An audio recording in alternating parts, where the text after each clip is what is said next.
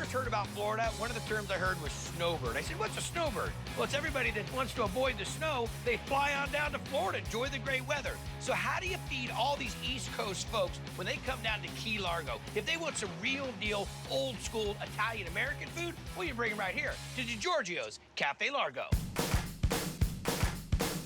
Seafood risotto. They brought a little taste of Italy to the Keys. Chicken marsala in the window. Hands down, the best Italian food you're gonna find anywhere. Coming from the DiGiorgio family cookbook that Robert inherited from his restaurateur father, Pasquale. When did you come over from Italy? In 1962, I was 21.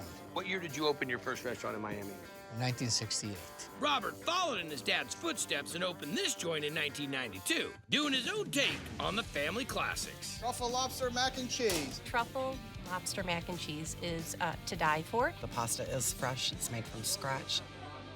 Well, we have a pasta extruder here that my father bought and handed down to me. Beautiful machine. We're gonna make a version of cavatelli here. Okay. You have two different kinds of semolina. One's grainier, one's more powdery. Put them in the hopper of the pasta machine. Okay. Salt, pepper, garlic powder combination. Then we go with the eggs. We add water until we get the desired texture. Look at this. Can I just have one of these in my house? Oh, look at how gentle it is. Throw me some soft music behind this, please. Somewhere turning. Like little tears of angels. Gorgeous. We're gonna take our whole fresh Florida lobster. We're gonna let it cook for a few minutes.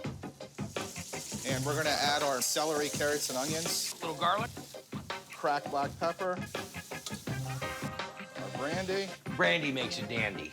Gotta add my water. Okay. Now, how long is this gonna sit here? About 2.5 hours. Awesome. Strain it. Let's get our frying pan hot. Some of our reduced stock. Ready to add our heavy cream. Let that reduce a bit. We're gonna add a little roux to thicken it up. Then we have a combination Asiago, Fontina, Parmesan, mozzarella, little smoked provolone in there. Living on the edge. Fold in our lobster, There we go. our house-made cavatelli, There's a ton of cheese in there. and house-made truffle breadcrumbs. Okay. And then we're gonna throw it in the salamander, toast off the breadcrumbs, Top of and it. then we're ready to serve. We're ready to go. Okay. Look at that.